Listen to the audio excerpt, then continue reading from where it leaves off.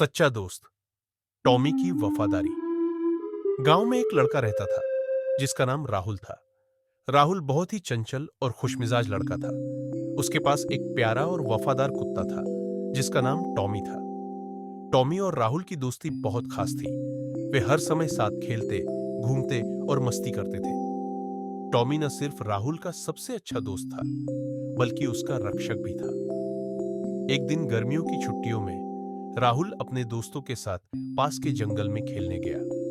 उन्होंने तय किया कि वे छुपन छुपाई खेलेंगे। सभी बच्चे अलग अलग दिशाओं में भागने लगे। राहुल खेल में इतना मग्न हो गया कि वह खेलते खेलते जंगल के अंदर चला गया। कुछ देर बाद जब उसने वापस जाने की कोशिश की तो उसे महसूस हुआ कि वह रास्ता भूल चुका है। चारों ओर ऊंचे ऊंचे पेड़ थे और कहीं भी कोई रास्ता नहीं दिख रहा था। सूरज धीरे धीरे ढल रहा था और जंगल में अंधेरा होने लगा। राहुल को डर लगने लगा।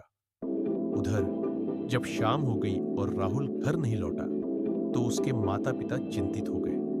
उन्होंने गांव में सब जगह उसे ढूंढा, लेकिन वह कहीं नहीं मिला। टॉमी भी राहुल को न देखकर बेचैन हो गया।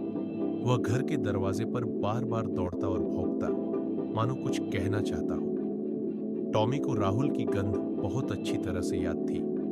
उसने तुरंत अपनी सूंघने की ताकत का इस्तेमाल किया और जंगल की ओर दौड़ पड़ा। टॉमी के दिल में सिर्फ एक ही बात थी, उसे किसी भी हालत में अपने दोस्त को ढूंढ कर लाना है। राहुल जंगल में अकेला खड़ा था और डर से कांप रहा था। अचानक उसे पास की झाड़ियों में कुछ हलचल सुनाई दी। उसने ध्यान से देखा तो वहां दो चमकती आंखें दिखी। वह डर के मारे कांपने लगा। वह एक जंगली सियार था। सियार धीरे धीरे राहुल की ओर बढ़ने लगा। राहुल के पास भागने का कोई रास्ता नहीं था। तभी एक जोरदार भौंकने की आवाज आई। भौं भौं। राहुल ने देखा कि टॉमी बिजली की गति से दौड़ता हुआ आ रहा था।